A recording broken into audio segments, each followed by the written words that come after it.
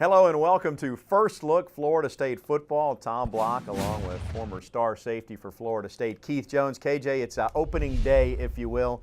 Everybody's been waiting with bated breath for today. Finally, we'll get a look at the 2012 Seminoles. What excites you as Florida State gets set to kick off against Murray State tonight? Well, other than the obvious, the first kickoff, because you've been reading and hearing and seeing about things, but it really takes place on the field. The thing I'm interested in seeing is just how much this Florida State team has improved from that bowl game to the first game of this year, particularly, and we'll talk about more about this, that offensive line. How much, how well will we be able to answer that question based on level of competition? And obviously, you play the game, Murray State's down here, they're going to fight like heck to try and win a game, but Florida State's a big favorite in this game and will be for the first 2 weeks. So how much are we really going to know after 60 minutes of football? I think the fans will know if they put up good numbers.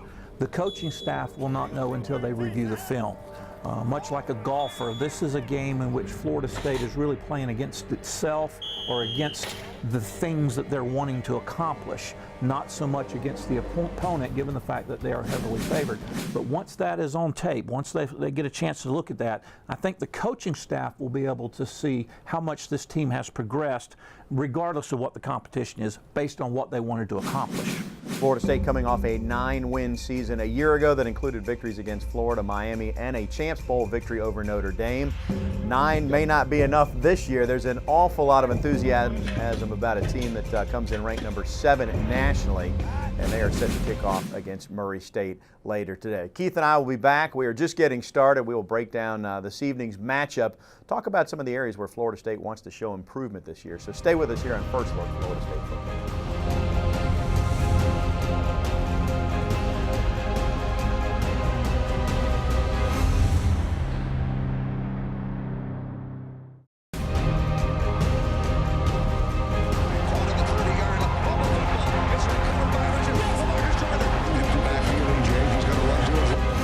And we're back. It is time to kick off the season for Florida State. Noles and Racers tonight at Doak Campbell Stadium. Tom Block, Keith Jones. We'll obviously start offense because that's what sells tickets, right? So we'll talk offense first. And if you're going to talk offense for Florida State, the major storyline, the biggest question mark or question involves Florida State's young, inexperienced offensive line. And you know, Tommy, when you look at this particular game, the offensive line for Florida State even that much more important, given the fact that both Fisher, head coach at Florida State, and Coach Hatcher at Murray State have said 7-on-7, skill guys. These two teams are pretty evenly matched. What will turn this game is the play at the line of scrimmage. And of course, when you talk about Florida State, you're talking about that very inexperienced lineup. And it's amazing to know that Florida State is 7th in the country and going in with what? Tackles with no starts, guards with 2 or 1 start apiece, and Stork in the middle has a half a dozen or 12, I guess it is, and that's it. Yeah. Amazing. Yeah, well, it is. When you talk about a highly ranked team, to have that kind of inexperience up front is really unheard of. Yet, I get the sense, you know, and from what we've seen, what we've heard at a fall camp, and I don't think it's just lip service, the coaching staff has been pleased with what they've seen from this group. Now, the proof will be in the pudding, and we're gonna get a look at that pudding tonight. 2 things jump out at you that the coaching staff talks about. Number 1 is the size differential. What, 3 or 4 years ago, Florida State averaged about 285 across that front 5. Now they're up to 315, 318, 35-pound difference. Secondly, athleticism. All of these are big guys, but they can move. They have great footwork. They've got great technique. As you and I have talked about, it's more about experience than it is talent. And right now the coaching staff likes the talent. Let's see how that marries up with the experience. You talk about size. One tackle is 6'6", 310, the other's 6'6", 320. So, I mean, they've got the frames, but as we've already mentioned, if there's one area for this Florida State team offensively that you'd single out, you'd circle, say this is the question, it is that offensive line. And as we reflect back on last year, it's certainly a line that lost more often maybe than it won at the line of scrimmage in terms of inconsistent play, and that is a key area of concern for Florida State going into 2012.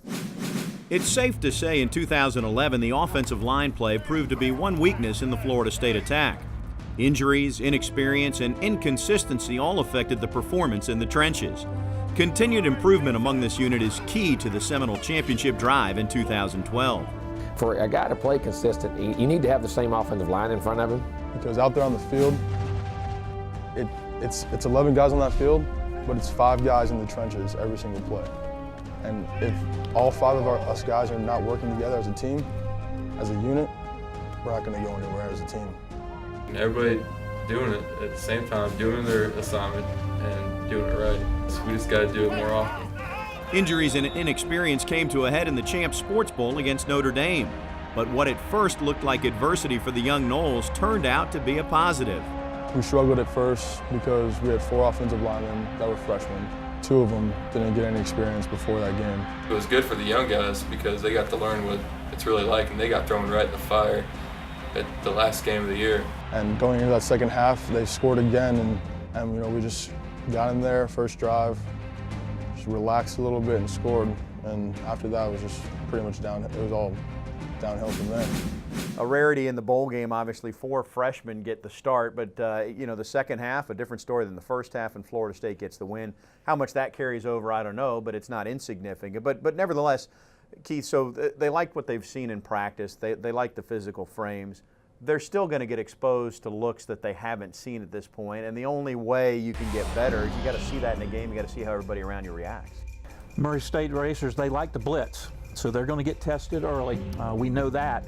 But remember also, this offensive line has been going up against Florida State's defensive line, which by all accounts is the best defensive line segment in the country.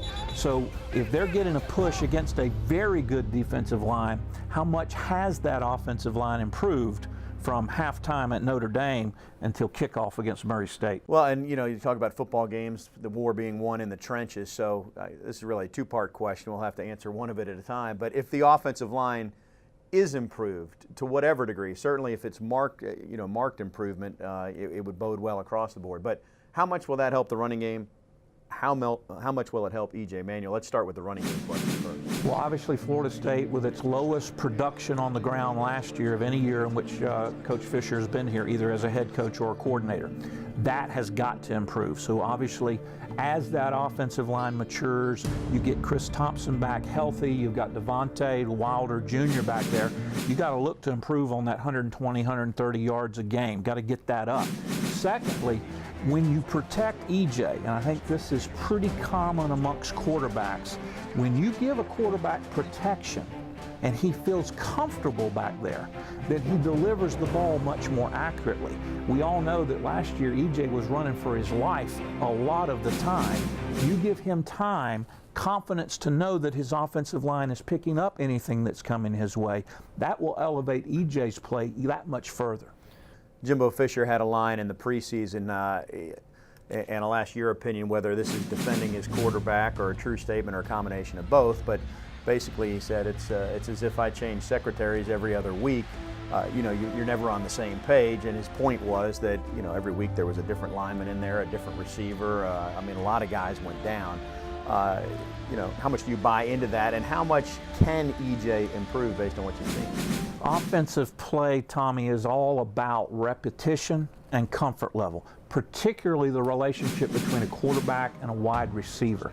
The simple ability to sit a foot down and make a cut keeps that quarterback from throwing the ball 3 yards higher or lower and hooking up with that receiver.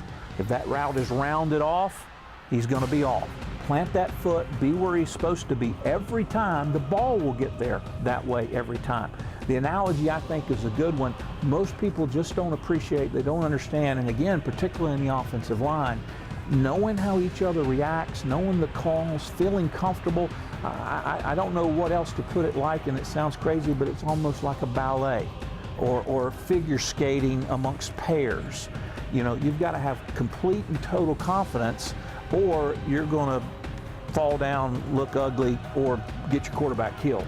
And I think this offense, if they can develop that continuity, get that routine down, that comfort level up, I think EJ's got an opportunity to take his game to a very, very high level. It's the first time, for the record, that the boy from Wildwood has ever dropped a ballet reference on me. But, you know, the interesting thing, when you look at, you know, you factor in the offensive line, you know, I think most would agree it's going to be better than last year's. How much better remains to be seen. You look at the receiving core, though, and you think about the guys they return, and yet when you look at fall camp, the names that have been singled out are Kelvin Benjamin, who hasn't played, and Greg Dent, who didn't play that significant a role a year ago, and yet those are the two biggest names before you even get to Rashad Green, and you know, who was the breakout star a year ago, and Rodney Smith, who's the lone senior among the receiving core. This receiving core, Tommy, I don't know who the superstar is going to be, and candidly, there may not be somebody that gets 50 or 60 catches this year. But as a group, this is as talented and as good a core group maybe at Florida State ever. Any one of them can play in the 4 wide. A couple of kids are unbelievable in the slot, and you got KB and Hagens and Smith that can get deep. I mean, this is the strength of this Florida State offense if they stay healthy and if they catch the ball. Well, and just a final thought as we look ahead to tonight's game. You already mentioned that Murray State likes to blitz a lot. And the saying goes, you either get them or you get got, right? So how do you see this unfolding offensively? FSU in for a big night? Well, I think so, particularly with Lonnie Pryor's ability to pick up the blitz. And of course, last year, Devonta Freeman, that's how he earned his playing time, was knowing the blitz pickups. Chris is great at it. Wilder getting better. They'll keep them off of EJ, and if they do that, I think EJ's in store for a big, big night. I mentioned earlier, offense sells the tickets. We know what wins the championships. He played on that side of the ball. We'll talk Florida State defense on the other side of this TV timeout. So stay with us here on First Look Florida State Football. 1, 2, 3, line.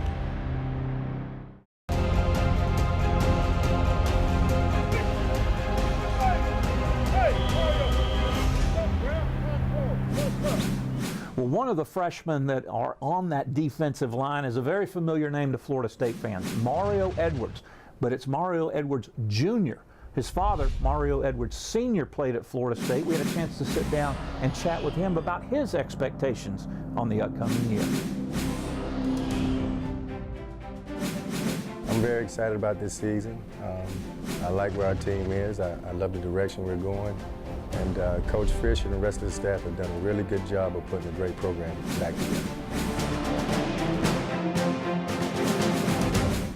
I'm the Director of Player Development, and what I do is I get the players involved in community outreach.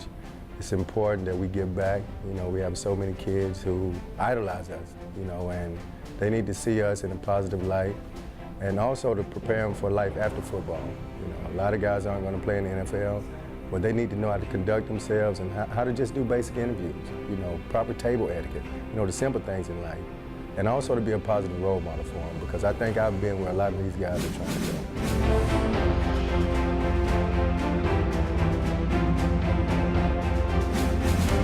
go. It's telling my age. But it's a thrill. You know, I enjoy watching him practice, watching him develop from the first practice to this practice. And just watching him grow as a young man. I mean, I'm here, and I tell him I'm dad, and if he needs me, he knows where to find me, but I'm going to let him grow up and be his own man.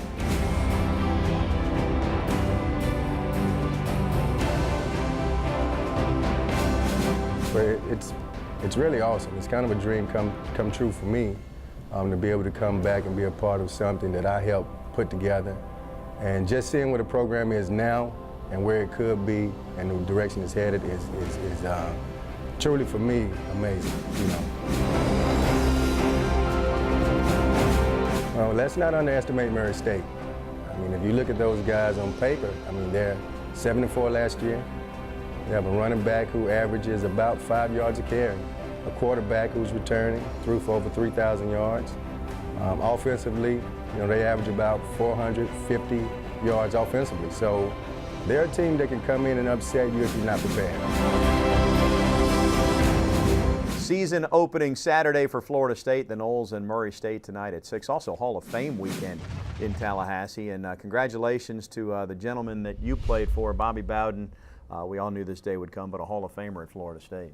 Without question, first ballot Hall of Famer. I don't think there's any debate about that. Congratulations to Coach Bowden. Bringing the game back in hand, we talked about E.J. Manuel, his development as a quarterback.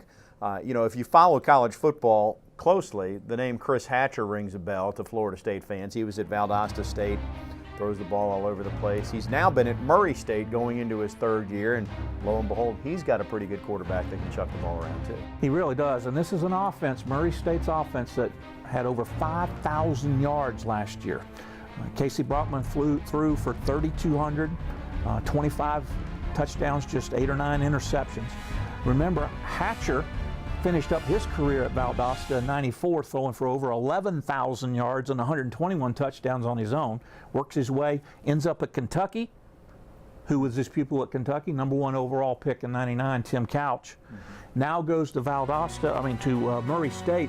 The Hatch attack, as they like to call it, is wide open. They like to push the ball vertically down the field, and this is an offense that will test Florida State from a fundamental standpoint, Tommy. And if FSU, particularly linebackers and DBs, take too many chances, they'll burn you. You've got to be disciplined. You've got to know the ball's going to come at you through the air, and this is a very good test right out of the gate for this Florida State pass defense. Another thought on Brockman, too. He threw for 25. He ran for 4. He also caught 2. So, I mean, you know, Hatcher, and when you play a first game, you don't have tape on what they've done so far. So, I mean, for Chris Hatcher, there figures to be a little trickery involved today, I would think. Well, Hatcher's been on the record as saying he's not going to change his offense because it's Florida State, because that doesn't do the Racers any good in the other 10 or 11 or 12 or 13 ball games, because remember, they can easily qualify for the FCS championship. So he's going to stay with those things that are good for them, but I expect them to have a few wrinkles just to take advantage of the crowd and the setting, which is quite different from them. Okay, now on to the big gorilla. Let's talk defensive line. You know, maybe more than any other position, when Florida State fans reflect on the dynasty days, the pressure that group in the mid to late 90s put on quarterbacks is what comes to mind, whether it was Raynard Wilson, Peter Boulware, Andre Wadsworth, Greg Spires, whatever name you want to throw out there. I mean, it sets up the rest of the defense, and it appears that FSU is loaded to apply that kind of pressure. Unbelievable depth. Although we did find out that Jacoby McDaniel will most likely take a medical redshirt this year. Yeah, that's a little bit of a loss, but plenty of talent, plenty of numbers of bodies. 2 things jump out at me there, Tom. Number 1, Florida State's ability to get pressure from the defensive ends with Jenkins and Braun Warner without help. Just the 2 of them going against whoever and whatever they've got to go against. Secondly, you will be surprised at the pressure that Florida State will be able to generate from their defensive tackles. Normally you expect your tackles to hold their ground, fight off some double teams, draw some people. You know, the outside guys get all of the reps and they get the dance and get on highlight reels. This group, 5 or 6 down linemen, including the 2 freshmen, I think are going to be able to get enough pressure on their own that they're going to actually end up making sacks. You put those 2 together, and that's a formidable first layer of pass defense. They could be number 8 this year in those categories and be a better defense depending on how the year unfolds. What do you think, what do you expect out of this defense? I think the one number that this defense is going to have over last year's defense is takeaways. The ability to make the big play. You saw this defense the latter part of the year, both against Notre Dame in the bowl game, against Florida. They had a pick 6. This is a defense I think it's going to create some turnovers, bat some balls, tip some balls, get some interceptions. I think they'll be around that 15, 16, 17 points a ball game. By the way, it's 8 consecutive games with 19 points or less for this defensive unit. I think they'll be in that 15 to 17 range, but I think the takeaways will be up by more than a dozen. That will be what makes this defense that much better. And we'll get our first look at the 2012 defense of Coach Mark Stoops coming up later this evening under the lights at Doak Campbell Stadium. We are not finished yet. Still more to come, so stay with us here on First Look Florida State Football.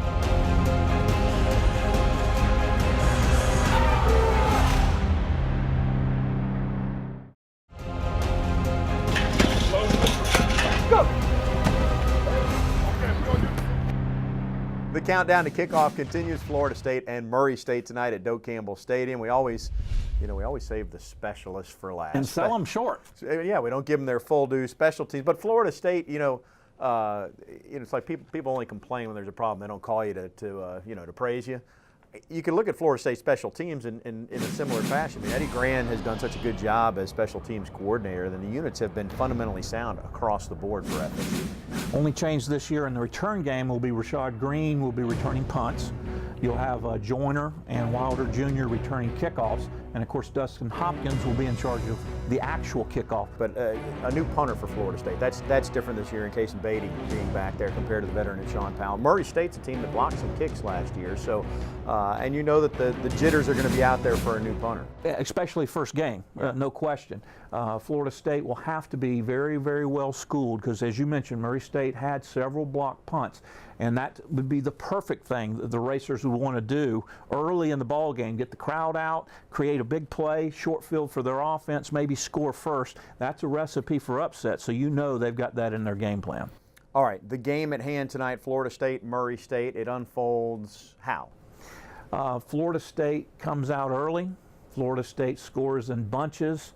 And Florida State's defense has got to be able to pitch a shutout. This is a game that Florida State needs to win 55-0, 63-3. I'll give them 3 with their play. I mean, this is a game Florida State needs to dominate for no other reason than self-confidence and to, I guess, absolutely confirm the top 10 ranking. In my opinion, anything much less than that will be a little bit of a disappointment. You know, if it's 45-21, it's a victory, but I think the coaching staff is going to be a little upset. For Keith, I'm Tom. Enjoy tonight's game, and we'll see you next week right here on First Look Florida State Football.